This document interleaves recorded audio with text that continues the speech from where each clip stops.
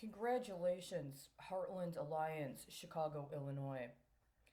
About 2 months ago, when they started doing the first printing on the checks for the so-called COVID-19 relief, I understood that somebody was going to be placing hedges on reports that checks got lost in the mail. See, if you interfere with mail, there is a $300 potential penalty for interfering with private mail delivery. If you took the original offer, which was for $1,000, and you added 300, that was the difference between getting a credit or getting paid $1,000, or then somebody having to account for a loss of 13. And that 13 metric is very, very important right now that people are on the streets rioting. But they ended up going with the 1200. So that means the 13 takes you up to 15. And 15 is potentially completely different. Let's put it that way. But I'm acknowledging you because today there's an article talking about how you signed up 300 people to claim checks that basically would have been, in one manner or another, lost in the mail for homeless people. And I want to acknowledge you because in 2016, when I was back in Chicago and I was homeless, I was told I was required to get a mental health assessment. And I went to your clinic. And I realized when I got there that you had had an account open on me for 7 years, even though I never received services. See, I'd come in one day a while back in order to get a checkup, and I set up the appointment, and you put my name in the system, but I never returned for that appointment. I was out of the state within a couple of months of setting up that appointment. But when I came back in 2016, you still had that account open on me.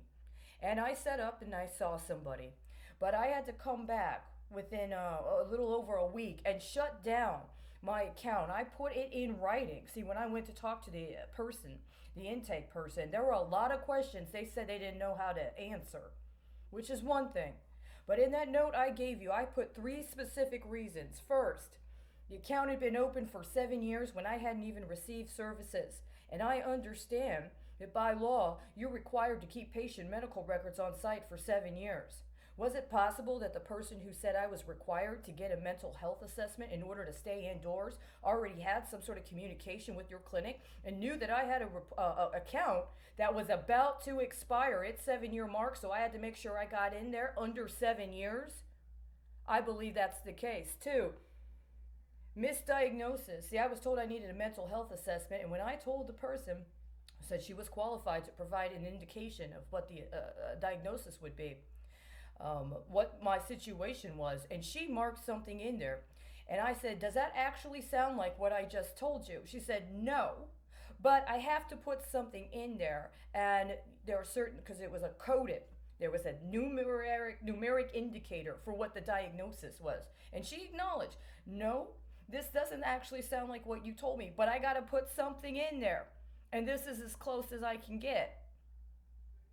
Then she said she was going to set me up for an appointment within a certain amount of time. She would call me to confirm.